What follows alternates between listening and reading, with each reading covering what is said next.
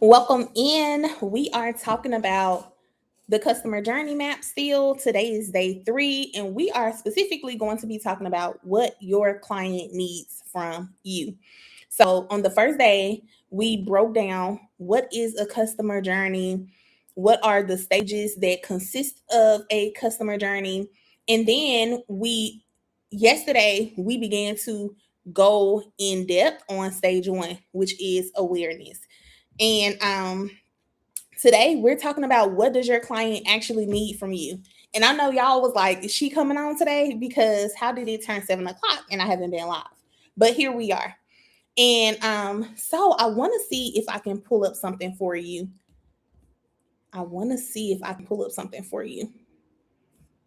Let's see if I'm going to be able to do it because I have a little template for you and I'm going to walk you through this template that I have because it is really good. It's really good and it gives you a visual of what I'm going to be talking about today. And so again, we're talking about the customer journey map and we're going to be thinking through how do we build a customer journey map with the client in mind. Okay.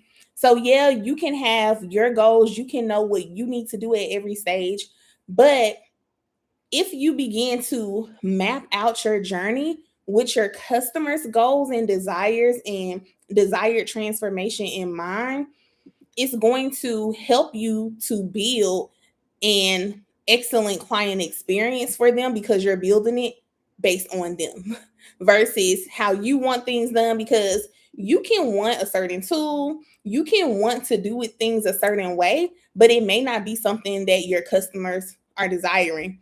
And that brings me to another thing that is happening, current news. So I seen a post on Threads about Instagram, and Instagram has made this decision to redo their logo. And I was looking at the comments, and people were like, Instagram users, hey, can we, actually see the people who we follow on our feed? And then it was like Instagram. Oh, look at this new logo that doesn't even look like it spells Instagram. And so it was all of these different comments. And what we saw in real time was that Instagram is doing things and they're announcing all of these things that they're doing, but it's not aligned with what the customers are asking for. Like the people who use the platform every single day, they're like, hey, can you do this? Can you do that? Meanwhile, you're rebranding. We're not interested in your rebrand. We literally do not care.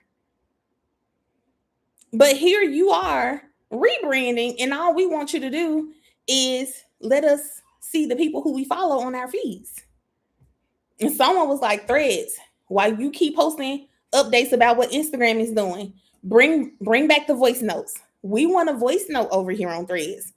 But y'all only gave it to us for a matter of days and you took it away from us, but we actually want it back. Listen, when I was in customer service, and I was in customer service for quite some time, I saw firsthand customers asking for things that would make the client experience better for them. But guess what? The people who made the decisions were not in the inboxes. And they weren't asking, like, hey, what the customer's saying. They did not care. Okay. And I'm talking about this is from large grocery retails to retail companies, clothing stores, e-commerce, and then to marketing, digital marketing agencies, online businesses. I've been behind the scenes of so many different companies. Literally, the largest grocery stores, the largest e-commerce stores. I've been behind the scenes, and they're not really asking like, "Hey, what is the customer saying? What do they want?" And then making decisions based on what your customer want. But you, as a business owner, can change that for your particular company. And so we're going to see what this looks like in real time. So let me figure out how to share my screen. Okay, we making moves. Okay, so y'all can see this. Y'all, this is so cute. Okay, so y'all can see my screen. And this is basically the customer journey template. So if ever I am walking someone through their customer journey, we start with an offer, because this may look different based on what offer you're offering at the moment. Okay. So your stages may look different, the goals may be different, contingent upon that particular offer. So some people, they have a basic customer journey that they do for all things in their business. And so everything in their business is done the exact same way. That may be fine for your particular business, depending on what kind of business you have. But for some of you, you might need to do it based on the offer. So for me, I was telling people in the live yesterday that there may be a platform that I only speak to one part of my audience in, one segment of my audience. So if I work with online service providers and nonprofit founders, I have many sub segments or segments of my audience. So that means I can speak to nonprofit founders, I can speak to consultants, I can speak to coaches, I can speak to private practice owners, I could speak to online business managers, I can speak to so many different people, because they're segments of my audience. And I might find that one segment of my audience shows up more on a certain platform, which means on a particular platform, I'm going to speak to that audience. Okay. And so if I have an offer that's specifically geared to nonprofit founders, in the stage of awareness, the different platforms that I show up on may be different from my offer about operations management that I offer to service providers. You understand what I'm saying? And so I want you all to think through that as well. Oh, there you go. Right there. It was right there the whole time. Okay. And so let's get into it today. So today we're going to be talking about this little segment. And I have to do this for you to see it. Okay. Today we're going to be talking about this column right here. Okay. So again, we are in a series where we are building out your customer journey map. I'm walking you through it. I'm holding your hand, and we are going on this journey to build out a customer journey map. So if you miss day 1 and day 2, go back and watch those so you can have an understanding of what exactly we're doing. And then I am going to speed through the goals column, because once I break down the first stage through goals, you're going to know what to do for the next. So we're going to just hit them. Okay. And so when you're looking at this, the goals column, this is the column that forces you to define what success looks like at each stage of your customer journey. Okay. Now, where most people get this wrong is, like I mentioned earlier, is they try to go and complete this customer journey map based on their own desires, based on their own needs, based on what they want, based on what they want to accomplish. When in actuality, you should be building out your customer journey map based on what your client needs. Okay. And so that's what we're going to be doing today. We're going to be looking at this customer journey map, specifically the goals column, from a client's perspective. Okay. And so that's what we're going to do first. And we're going to be trying to figure out, what are they trying to do? What are they trying to figure out? What are they trying to decide?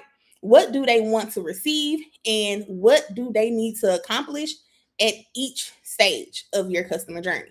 So as they're going through your business, as they're becoming aware that your business exists, to the time they are considering if they want to work with you, to the time they say, yes, here's my money, and to the time you begin to deliver your service, and to the time you offboard them, and to the time you put them back into the thing with upselling them or whatever that looks like for you, we want to know what the customer wants.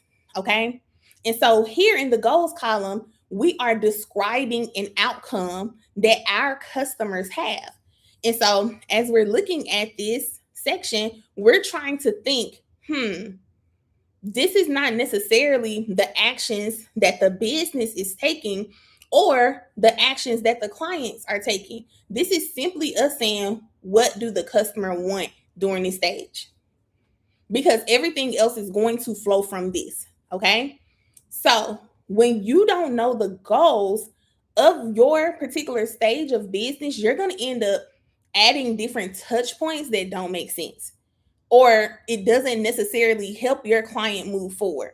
And so a lot of times when I'm on the back end of businesses, especially if it's like a course or online membership, or um, a monthly membership where there's courses or live sessions involved, what I see the most is people, they get in with the hype, they have momentum on day 1, day 2, day 3, and then somewhere along the lines around day 5, around after the first week dies out, they start thinking about their decisions. And they're like, oh my goodness, like, I don't want to be here anymore. And it's not that you did anything wrong, but because in customer service, I'm always asking when someone's like, hey, I want to cancel my membership and things of that nature. I'm always asking, like, okay, why? Right?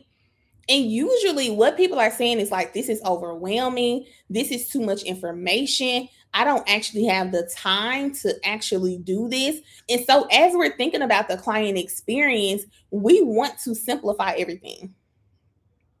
Say it with me. Simplify. If you're watching this, put simplify in the chat, because if you are setting goals, or if you are trying to put yourself in your client's shoes, and you're making it super complicated for them, they're not going to have a great experience. Okay. And so today we're going to figure out one clear and simple goal for your clients at each stage. Okay. And so for an example, instead of saying, oh, book a discovery call, right? Instead of saying that as the goal for consideration, you might write something like, oh, determine whether this service can solve my problem. Because remember, you're not talking about for you. Your customer's goal is not to book a discovery call. Your customer's goal at this consideration stage, right? This is when they're trying to determine if they want to actually work with you, or determine if you can actually solve their problem. During this particular stage, they're trying to figure out, is this service something that can solve my problem? And is this the company that's the best fit? That's all they care about. Booking a discovery call, that's what you want. That's not what they want. They just want to make sure that this is the right fit. Okay. And so let's get into awareness. Okay. In awareness, again, this is where we are making sure they know our business exists. Okay. This is where the customer is becoming aware that your business is a business that offers X, Y, and Z, that does X, Y, and Z. Okay. This is when they're being made aware of you. And so in this phase, you want to ask what the client is trying to accomplish when they're being made aware of you. Okay. Your client has recognized that they have a goal, or they have a problem. Let's say a problem. Your client recognizes that they have a problem, or they may have a need. And so what are they going to do? They're going to go on Google. They're going to go on YouTube. They're going to go on these different platforms to try to figure out, how do I solve my problem? How do I meet this need? And so in this awareness phase, the goal of your client is to recognize that they have a problem, or recognize that they have a need, and find the business that may be able to solve the problem, that may be able to meet the need. Okay. And so in this phase, they're actively searching. They may not be actively searching for you, but they're actively searching for the company that can solve the problem. And so this is why it's important where you're visible at. Because if your clients are more likely to be searching for the answers on YouTube, but you're over on Instagram and TikTok, what are you doing? Okay. And so during this stage, they're going to discover you through networking, through content, maybe through word of mouth, or through a referral, or maybe even through Google. Maybe you land on page 1 or page 2 and they find you that way. But then they're going to start asking questions. Okay. What would make the right person stop and pay attention for this? This is something that they're trying to figure out. This is something that you need to be figuring out, because this is all going to be a part of awareness. So if you're producing content, you want to make sure that your content is answering a question that they have about their problem. Okay. And you want to make sure that you're not using jargon or like over the head knowledge or wording for what they're doing. And you want to make sure that you're using the language and the words that your customers are actually speaking, because they're going to search it the way they think it. They're not going to be searching like, oh, I'm looking for, let me try to give somebody, I'm trying to give an example without giving like a specific example from somebody who I work with. Like, they're not looking for a board certified behavior analyst. They're not. They're like, my child is eloping and I need to figure out how to keep them from running out of the house in the middle of the night. That's what they're asking. And that's if they know what eloping is. Because if they don't, they're not saying eloping. They're saying my child is running out the house in the middle of the night. I need to figure out how to stop it. But they're not saying, where can I find a BCBA who deals with eloping? And so if you're using that type of language, they're not going to find you because you're not speaking their language. Okay? So again, the goal here for your client is to recognize that they have a problem or a need, and they're now trying to discover a business, not necessarily yours, but a business that can help them solve the problem. Kudos if it is yours, but they're not saying, oh, I need to find the Empire Effect agency. They don't know you exist. Okay. So that's the goal here. So for example, I'll give y'all this example for me. Let's say someone sees a social media post for the Empire Effect agency about clients repeatedly asking what's next. Okay. They recognize that issue is in their business. My clients who are business owners, or let's say they're a solopreneur, but a question they've done an operational audit because they saw one of my videos and they said, let me do an audit. And one of the audit questions made them realize that a lot of their clients' first questions in the onboarding phase is what happens next. And so they began to search, like, how do I get my customers to stop saying what happens next?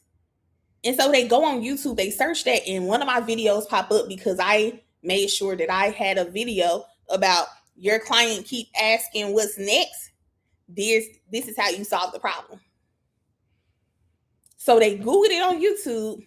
My video popped up. Now they've been made aware.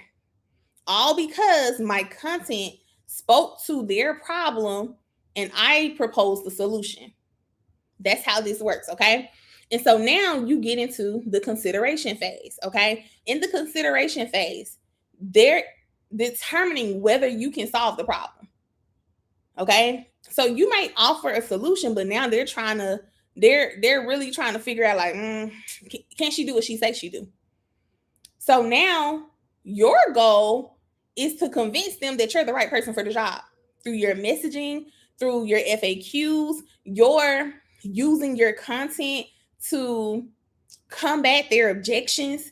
You're using your content to provide more answers, more clarity about who you are, what you do, and how you can help them transform their lives. And so that's your goal. But your client or your potential client's goal at the consideration phase is my goal is to gather more information to determine, right, whether your service could help me. In consideration, my goal was just to gather information. My goal is just to compare products and services to see which one is more aligned or which one resonates with me the most. That's my only goal here, okay? And so during this consideration phase, this is where the interest begin to peak. Like people are getting more serious because they understand exactly what the problem is already. Now they're just trying to figure out who's the best person to fix the problem. Okay. And so they're looking at your website, they're looking at your service page, they're reading your policies. They want to know if a refund is available or if it's not available. They want to know how much access will they have to you. They're watching your videos. They're looking at your testimonials and your reviews. Okay. They're comparing you to somebody else who they're also considering. And there has to be some type of what's the word I'm looking for? It has to be some type of competitive advantage or something that sets your business apart that will make them say, I'm gonna go with her instead of her. Okay. But that's the goal. What does someone need to know before they're ready to commit? Before they're ready to actually reach out and book a call with you. Okay. And then we have conversion. Okay. I'm like, the way that's right there. So in the conversion stage, they're ready to make a confident purchasing decision. Okay. And they want to understand what happens next. But the goal is for them to make that decision. The goal is that they're going to now decide whether to purchase or successfully move into a client relationship with you. Their goal is to make a decision, right? They don't want to keep dealing with this problem. They're not trying to do this another 2 to 3 weeks. They want to get the problem solved. Okay. And so now they're moving through the inquiry phase. They book the alignment call or a discovery call with you. They're asking for more information. They sent you a DM and they ask like, hey sis, do you have any availability to do my hair on this day and this time? Hey sis, do you actually include washing services in your styles? Or do I gotta come wash them blow dry? You see? And so they're saying, yes, I want to work with you, but they're needing information so that they can make that decision. Their goal is to make a decision at the conversion stage. Your goal is to help make that decision the easiest decision ever. Okay. And let me see if I can change this so I can see the live chat, because right now I can't see nothing. All right. And so now we're at delivery. Okay. Now we're at delivery. And now during the delivery stage for my service providers, this is where they receive what you promised. They receive what you promised, but that's not their goal. Their goal is to successfully receive the services that they purchase. Your goal is to deliver on that promise. Their goal is to receive exactly what you said that you were going to do when you said you were going to do it. Okay. And so what you need to be determining, what did the client actually pay for? What did I tell them that they were going to get? What was the timeline? What information did I tell them that I was going to include? Were there any bonuses? How often did they have access to this? Do they have access to the replay? Do they have lifetime access to these courses even after their, year is up? Like, what does that look like? They want to successfully receive everything that you promised. I've been in a lot of different programs, whether they be mentorships or, courses teaching you how to do something. And I notice very often that people are asking like, okay, how long do I have access to this? There's a gap somewhere. If someone is asking you questions about when something that you said you were going to do happens, there's a gap somewhere. All right. If you promise someone a conference ticket in the package that they purchased from you, but they got to keep asking you, when are they going to get the information to the event? Or the event is today and they're still trying to ask you for the virtual link, that is a problem. There's a gap in the delivery of services because you did a good job selling them, but now you're struggling with the delivery of your promise. For whatever reason, that's not your client's business.